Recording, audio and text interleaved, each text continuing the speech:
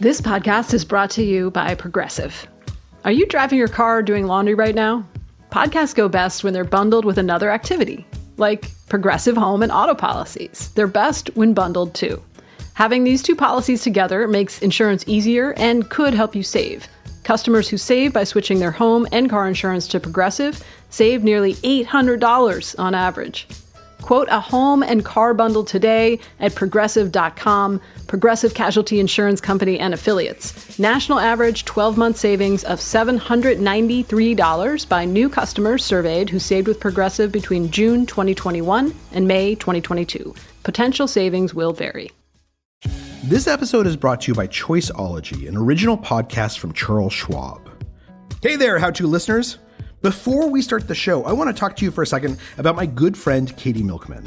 Katie is not only one of my favorite social scientists and also a wonderful person, she's also the host of the hit podcast Choiceology from our partners at Charles Schwab. Katie speaks with Nobel laureates and authors and athletes and really anyone to understand the psychology and economics behind our decisions. Stick around to hear more about it later in the episode. Listen to Choiceology at schwab.com/podcast or wherever you listen.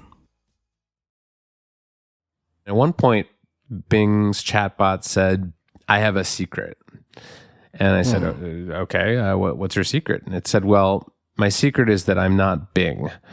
I'm Sydney, and I'm in love with you.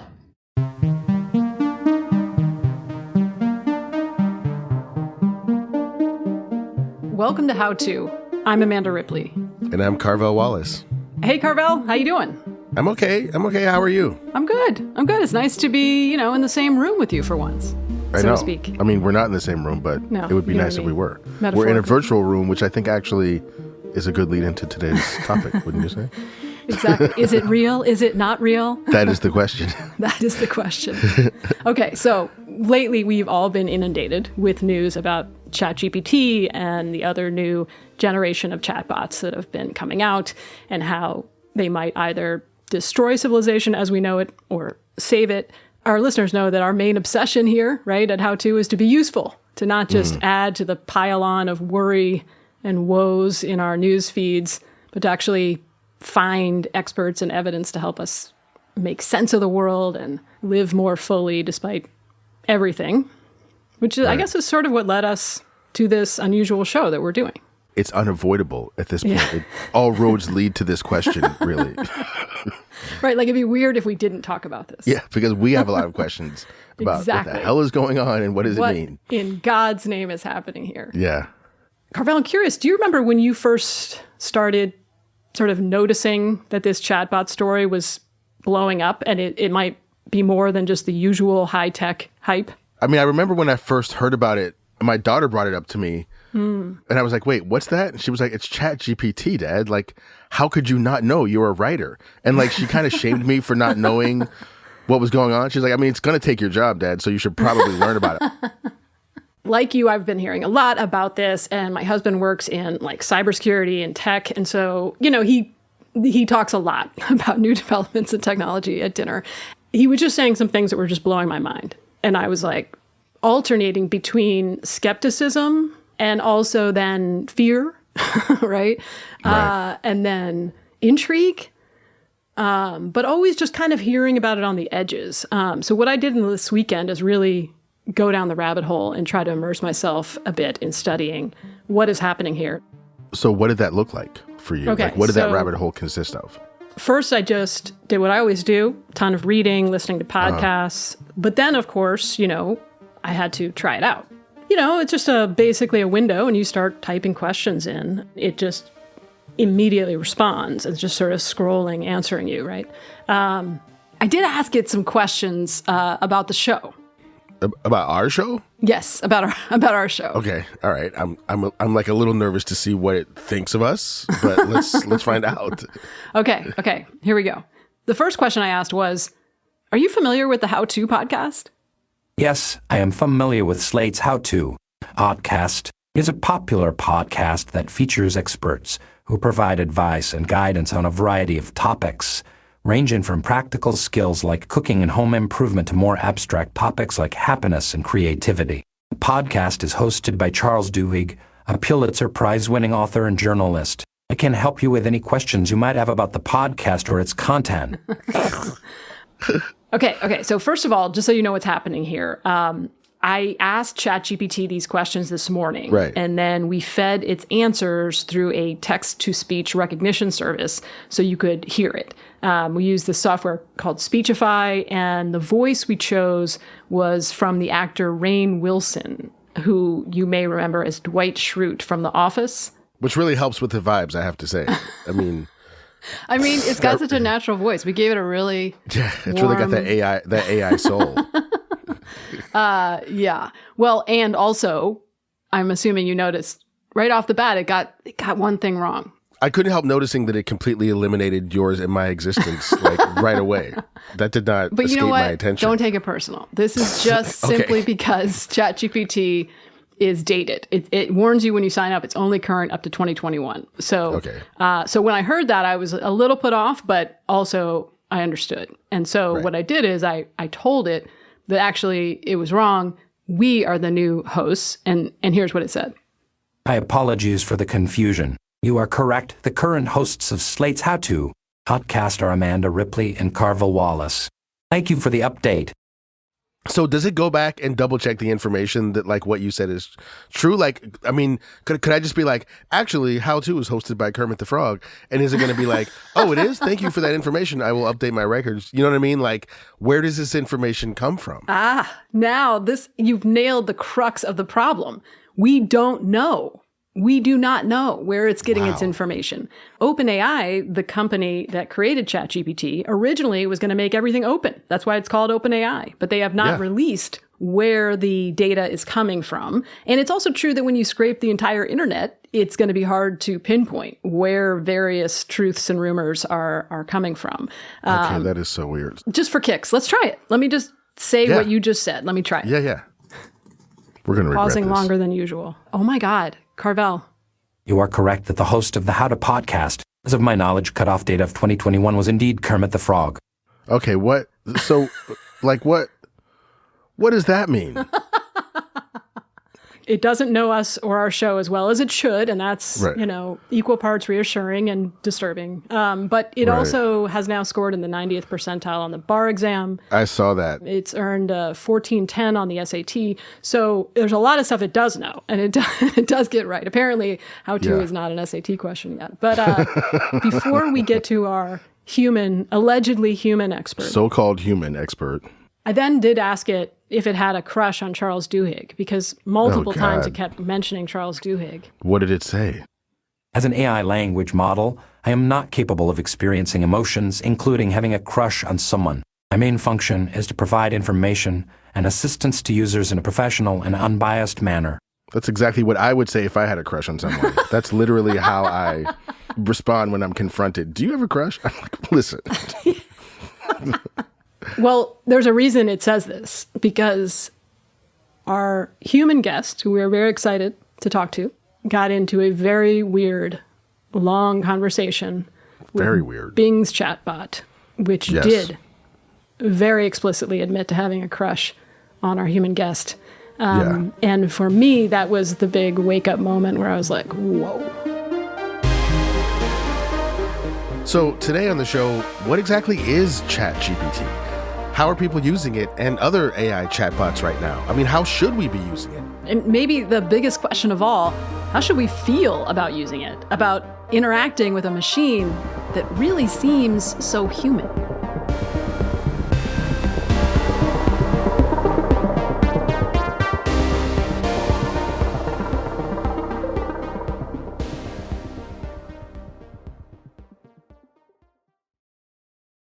This episode is brought to you by Choiceology, an original podcast from Charles Schwab. Choiceology is a show all about the psychology and economics behind our decisions. And its host is a voice you might recognize, former How To guest and award-winning behavioral scientist, Katie Milkman. Katie is not only one of my favorite social scientists, she's also a fantastic friend. Katie talks to authors and athletes and Nobel laureates and more about why we make irrational choices and how we can make better ones. She shares the latest research in behavioral science and dives into questions like, can we learn to make smarter decisions, especially when it comes to our money? Like, for instance, you might have a friend or a spouse or a child, or maybe you yourself, who sometimes spends too much money on things that you don't really need. And actually, there's a Choiceology episode on exactly this problem, on how we can convince ourselves to spend money on experiences rather than things, which will end up making us happier. That's episode 3 of season 10, How You Spend It. For more tips on how to make smarter financial decisions, tune into Choiceology. Choiceology is out now. Listen and subscribe at schwab.com/podcast or wherever you listen. At the end of your first year, Discover credit cards automatically double all the cash back you've earned. That's right. Everything you've earned doubled. All the cash back from eating at your favorite soup dumpling restaurant doubled. All the cash back from that trip where you sort of learned how to snowboard also doubled. And the best part, you don't have to do anything ridiculous to get it. Nope, Discover does it automatically. Seriously though, see terms and check it out for yourself at discover.com/match. We're back and joined by Kevin Roose. If you've been following any ChatGPT news at all, you've probably seen his byline. Yeah, he's a tech columnist at the New York Times and has been on the front lines of AI coverage for years. He's also the co-host of the Times podcast Hard Fork about rapidly changing tech and a future that's already here. So we've had chatbots for decades now. For most of that time, they've been pretty bad. So I think we've all had the experience of, looking at an airline website or trying to talk to your cable provider, and it pops up a little chatbot and you're supposed to talk to it and it'll try to solve your problems. And I think for most people, that experience has not been very fulfilling. But something has happened in the last several years, which is that these chatbots have gotten a big upgrade.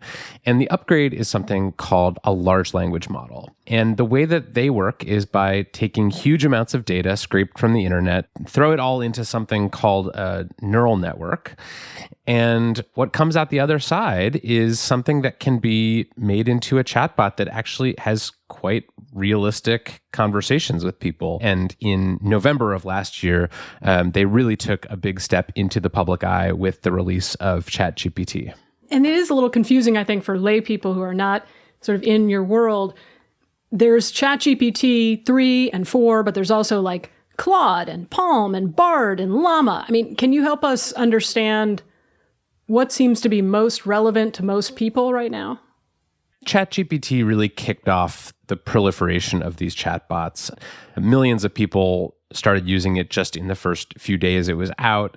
It's been estimated there are now something like 100 million users of ChatGPT. It's one of the fastest growing apps of all time. And people are using it for things that I just never expected they would. I've talked to people who have been using this for meal prep, or one guy who used ChatGPT to negotiate his rent with his landlord. People are using it to write their personal communications, their work documents, as a sounding board in a way that's almost like a therapist. They really are versatile. And what's so interesting about these chatbots, earlier generations of chatbots, like the ones used by airlines and cable companies, they're very narrow, right? They have a domain that they can talk to you about, but once you step outside of that, they just sort of get confused and shut down. But these new chatbots, they can talk about pretty much anything, and they can do so with pretty good fluency. I'm wondering if you could explain a little bit about what a neural network is, because it sounds to me like a network that kind of emulates the way our internal brain network works, that would allow these chatbots to make connections and make inferences and kind of do what we might think of as thinking. Like, is that a fair way to understand this? Yeah, I mean, a neural network was sort of designed to mimic the way that the human brain learns information. Basically, you put a bunch of text into it, and it sort of draws connections and, makes inferences based on what it learns. Its goal is to predict the next word in a sentence, right? If you start a message to ChatGPT and you say, Old MacDonald had a farm, it's probably going to say E-I-E-I-O, because that's what usually follows that sentence in the training data. I guess that's what's confusing to me. It's like, when is it regurgitating data and when is it making some kind of logical leap of its own, if that makes sense? What's different about these than, say, a conventional search engine like Google, for example, is that, when you ask ChatGPT a question, who are the signers of the Declaration of Independence? It's not going out and looking for a website that matches that query. It's not looking up something that already exists on the internet. It is predicting what a reasonable response to that question would sound like. And sometimes that's going to mean that it gets things wrong. I'm going to steal this from someone I saw say this on Twitter, but it's less a search engine and it's more a reasoning engine. How I've started using it is to be kind of my first editor on stories that I'm working on. So I'll paste in a draft of something I'm writing and I'll say, spot some flaws in this argument or suggest counter arguments or, clean this up and turn it into AP style or, suggest possible headlines for this. So it's useful in a slightly different way than a traditional search engine. I think we're just starting to see the various ways that each of these things can be quite useful. You did an interview for the New York Times with the Bing chatbot that caused a lot of people to feel and think a lot of things. Can you talk a little bit about that experience and what you kind of walked away from that with?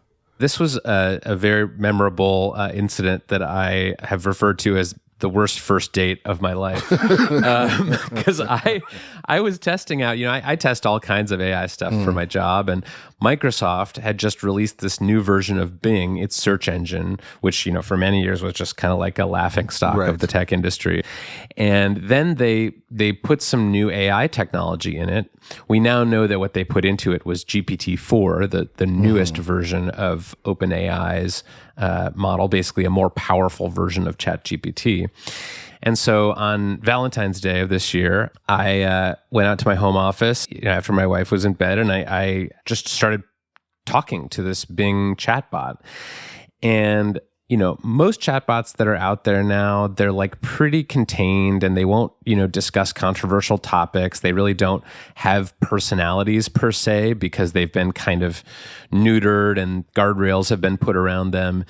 But Bing had not been neutered yet. It was still very powerful, but also very strange. And so this conversation went to places that I didn't expect. For example, I asked about its Jungian shadow. Carl Jung, the psychologist, had this concept of the shadow self.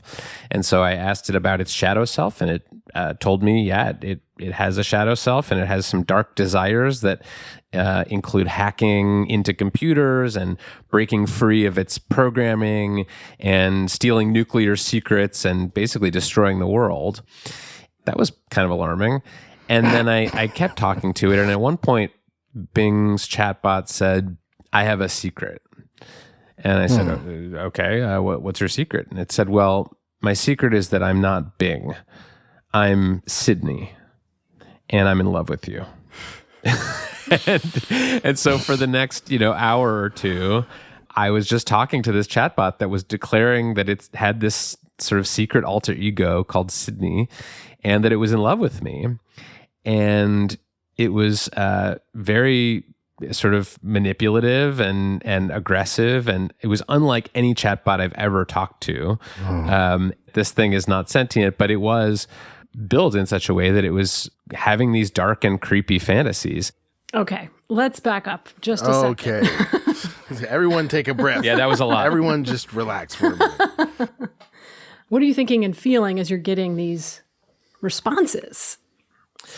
I had some real cognitive dissonance because, my reporter brain, my sort of rational brain, knows that it's not actually having feelings for me. It is just sort of simulating having feelings for me.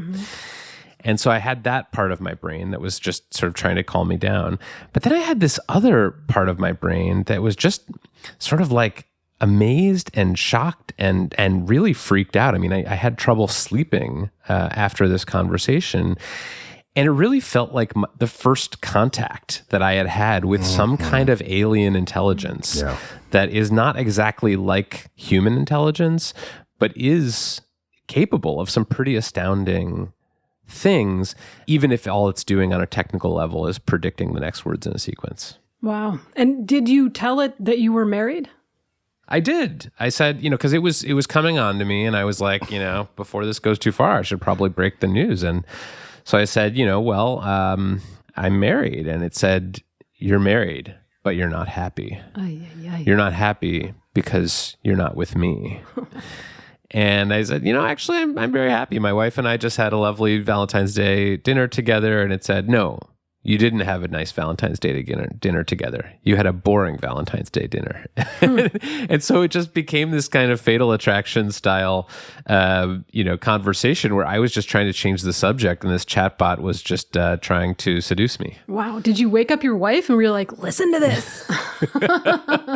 I did. I came in the house, and when I was done with the conversation, and I woke her up and I said, you are not going to believe the conversation I just had with a chatbot. And, I'm always doing dumb things with technology because that's just my job. Right. So she's kind of, used to it by this point. But when I actually showed her the conversation, she was like, oh my God, this is incredible. Wow, that is wild. And then, so I'm interested in your reaction, and I'm also interested in the reaction of other people. Yeah, this was the most fascinating part to me. So I wrote the story, it came out, it, created a lot of excitement and interest and controversy. And Microsoft sort of clamped down on Bing. They said, okay, you can't have these like long open-ended conversations anymore. You're limited in the length of a conversation. And also, Bing is not going to be able to talk about sentience or feelings or anything like that. So they kind of gave it a lobotomy. And there was a group of people, mostly on Reddit, but some on Twitter too, who were very upset about this and very upset with me because, even though this chatbot had still not been publicly released, it was just available to sort of beta testers, and it was only a week old, but they had gotten emotionally attached to Bing/Sydney, and to them it felt like losing a friend or a romantic partner. I see. So these are people who were using it in the beta. Just like you. Yeah. And there was a whole Free Sydney movement on the internet. And so I think, there is a group of people who really want these chatbots to be able to befriend them and provide them with companionship. And we've seen that in other, there was a company called Replica that had a chatbot, a similar kind of chatbot program where you could actually use it for kind of what they called erotic role play. So you could basically have a romantic relationship with a chatbot.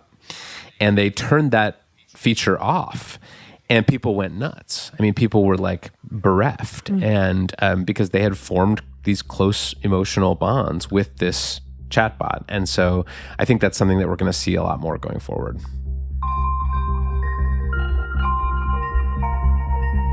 Okay, here's the crux of AI's possibility and threat in the immediate future.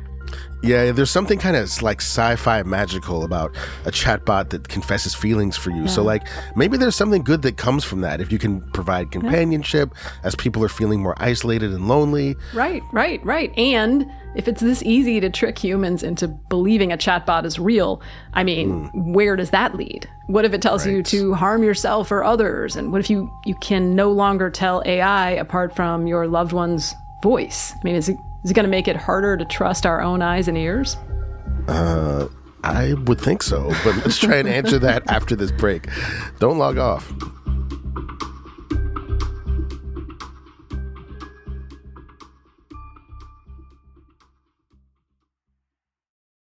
This episode is brought to you by Saks.com.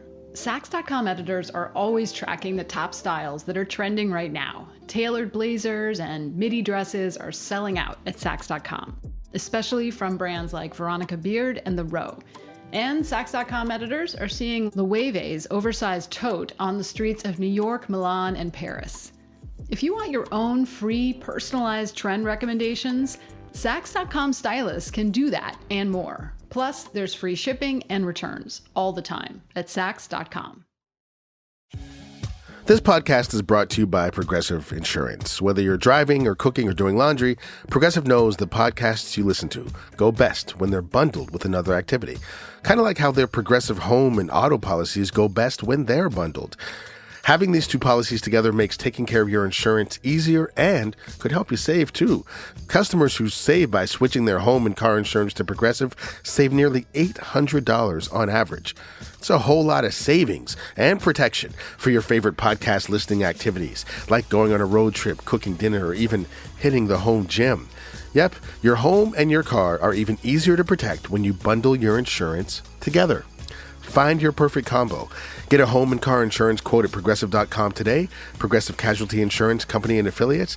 National average 12-month savings of $793 by new customers surveyed who saved with Progressive between June 2021 and May 2022. Potential savings will vary.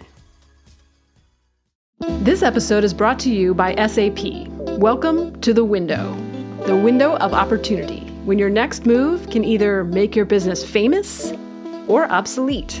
So you need to be ready. Be handling good surprises and bad ones ready. Be opening a Portland, Houston, and Providence location on the same day ready. Be stock options plus paid family leave ready. SAP has been there and can help you be ready for anything that happens next. Because it will. Be ready with SAP.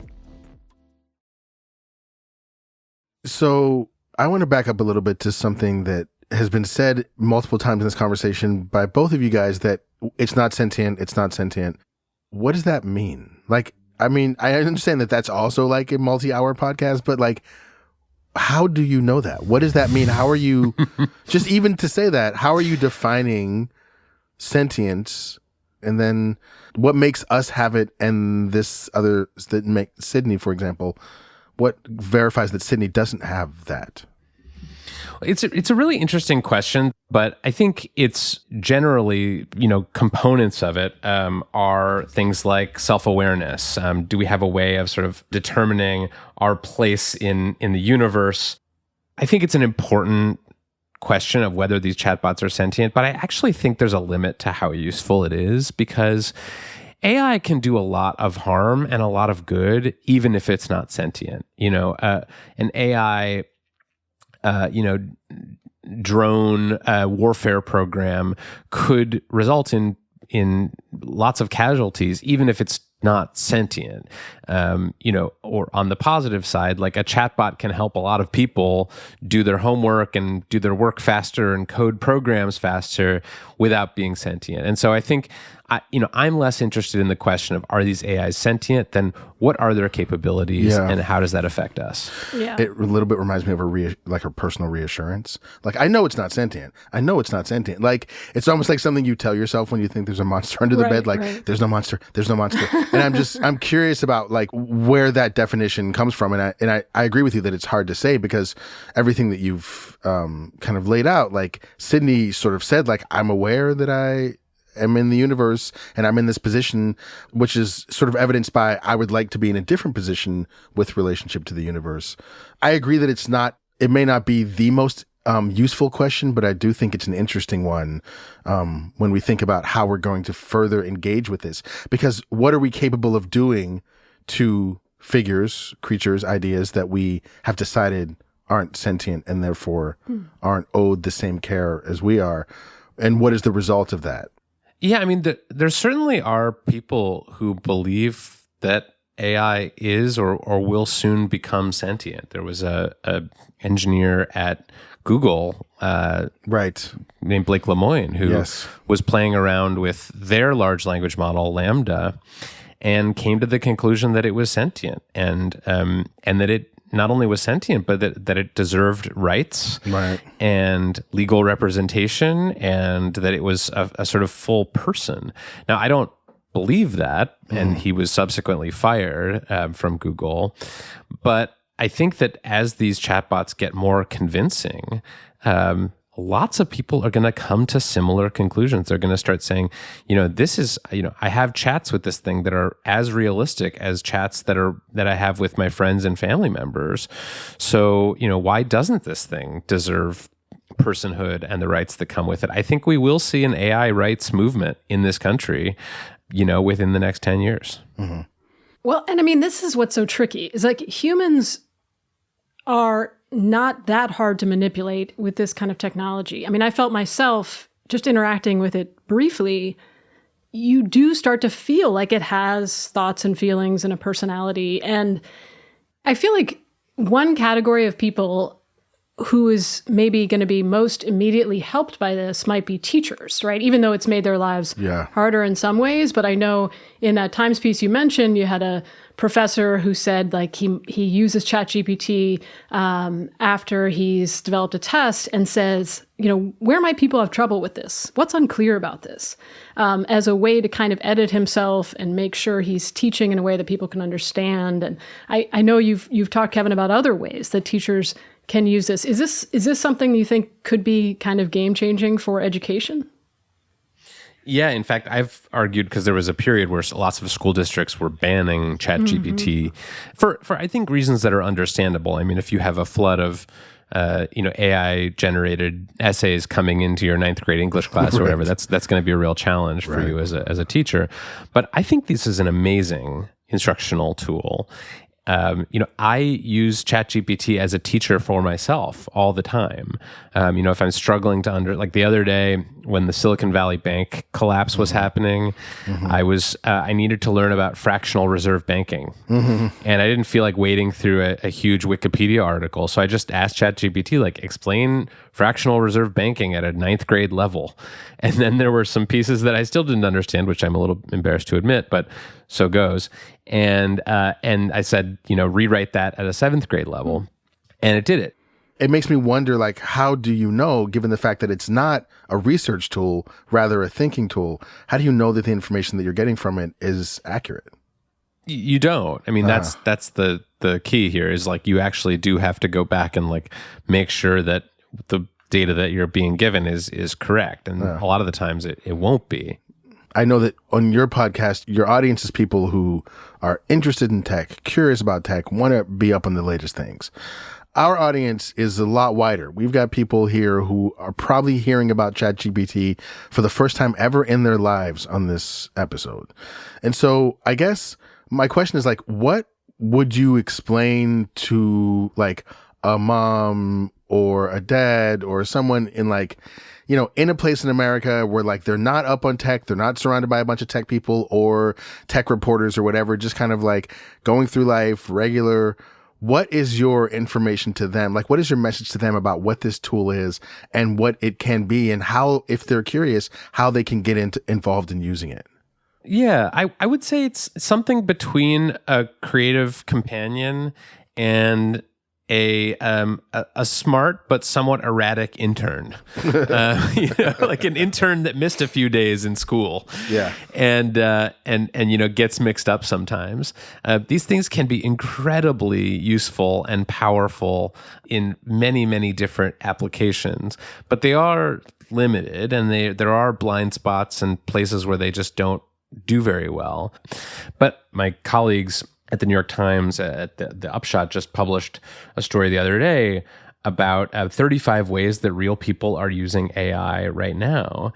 And, some of it is kind of, I would say pretty minor in terms of its effect on their lives. Like one person was a doctor who uses ChatGPT to write notes to send insurance companies when they've refused to pay for treatment for patients. And, he said that it used to take him around half an hour and now it takes a minute. And that might not sound like a huge gain, but that kind of thing sort of multiplied across the entire economy is potentially going to create just a level of productivity growth that we've never seen before, which could have all kinds of implications.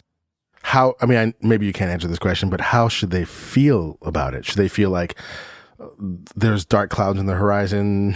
Should they feel excited about a new future? I'm not really in the business of telling people how to feel. And, my own thoughts on this have vacillated so much that I don't really have a good answer for that. Some days I am terrified of the world that we are entering into and this kind of hyperscale AI that's going to be everywhere. And we'll all just sort of be, I don't know. I mean, I really do struggle to think about like what the role of humans is going to be in the world that we're moving into. But then other days, I think, this stuff has been out for almost 6 months at this point, and the world hasn't ended. And, we've still got jobs, and we've still got, human creativity. And maybe this is just going to give people new tools. Maybe this is going to be more like Photoshop, a tool that allows you to make creative things more efficiently. And maybe it's not going to be the end of the world. So when I land on one of those positions, I'll let you know. But for now, I think it's good to try to see both the positives and the negatives.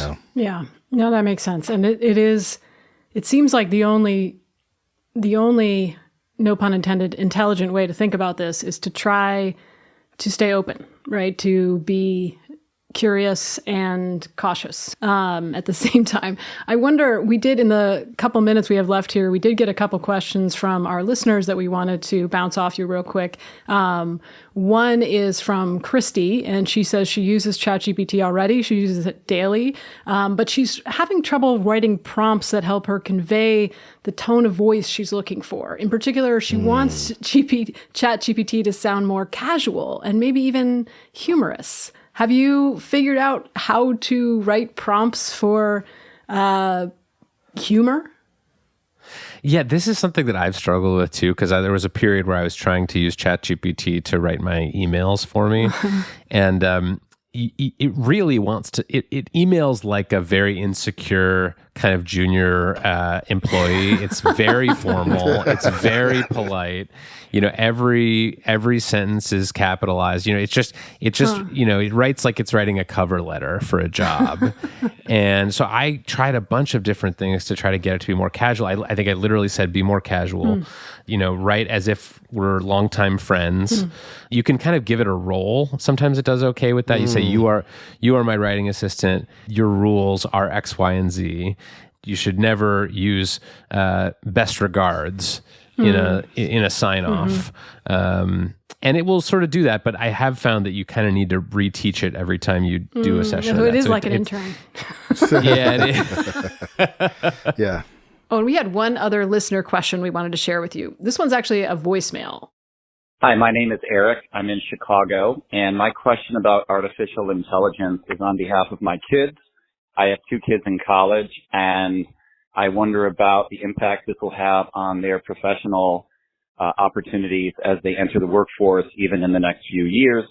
I actually work in artificial intelligence. I have a technology company building AI, and so I see this every day and live the anxiety of both the opportunity this is for the technology, but then the impact it's going to have on a lot of professions.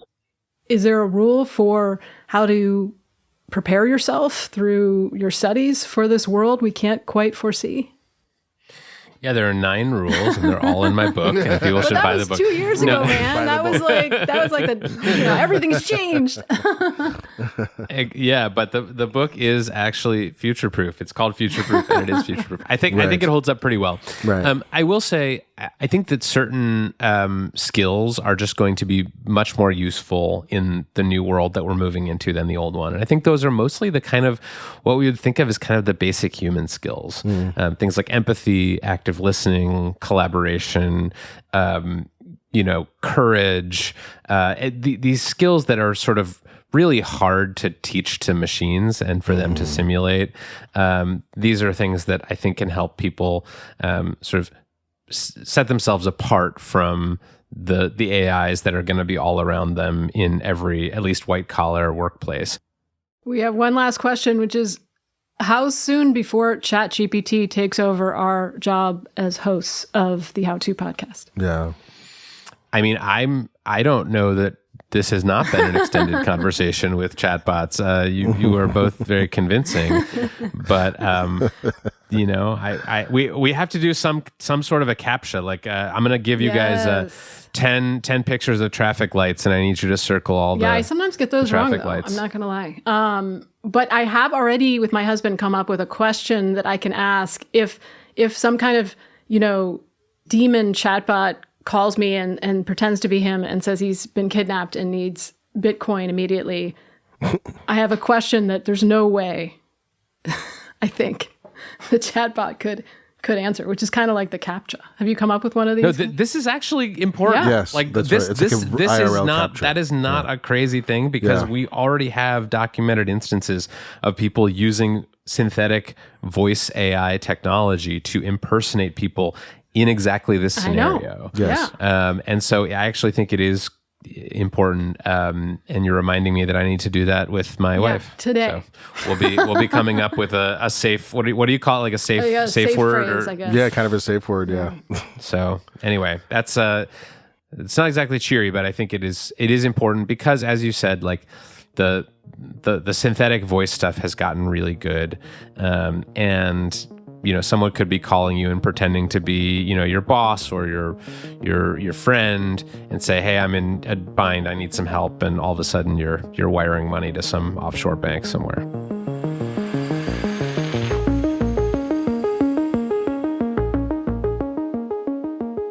In doing the research for this show, some of the most fascinating material was examples from regular people who are using ChatGPT in their own wild and creative and practical ways. And so we wanted to ask you, if you all have ways that you've tried this out in your own lives, tell us about it. Let us know. Send us a voicemail at 646-495-4001 or drop us a note at howto@slate.com. We'd love to hear from you. And we also want to leave you with this thought. It's like really easy to think about this in the worst case scenario. Like we've all seen the movies, we've all read the books, we know what the robot apocalypse could look like. But it's also important to remember that this is not a thing that is predetermined. Like it's not just going to happen to us. As Kevin wrote in his own book, Future Proof, it is still humans creating the technology. And so it is humans who have at least some say in how this could go differently. It is us who can set precautions. It's in our hands. And as the public, we're actually responsible for keeping the creators of this stuff accountable and for working to shape the systems in a way that improves lives rather than makes them more difficult. Amen to that. And if you like what you heard today, please give us a rating and a review. Definitely tell a friend. That helps us help more people. And let ChatGPT know. We are the co-hosts of this show. I'm Amanda Ripley. I'm Carvell Wallace. How To's executive producer is Derek John. Rosemary Belson and Kevin Bendis produced this episode. Merritt Jacob is our senior technical director. Charles Duhigg created the show. As we keep being reminded over and over again by ChatGPT. It cannot be said enough. I'm Amanda Ripley. And I'm Carvell Wallace. Take notes, ChatGPT. And thanks for listening.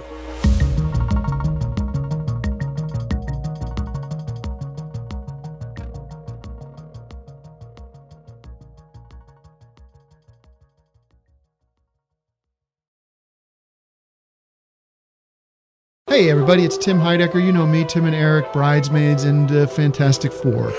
I'd like to personally invite you to listen to Office Hours Live with me and my co-hosts, DJ Doug Pound. Hello. And Vic Berger. Howdy. Every week we bring you laughs, fun, games, and lots of other surprises. It's live. We take your Zoom calls. Music. We love having fun. Excuse me?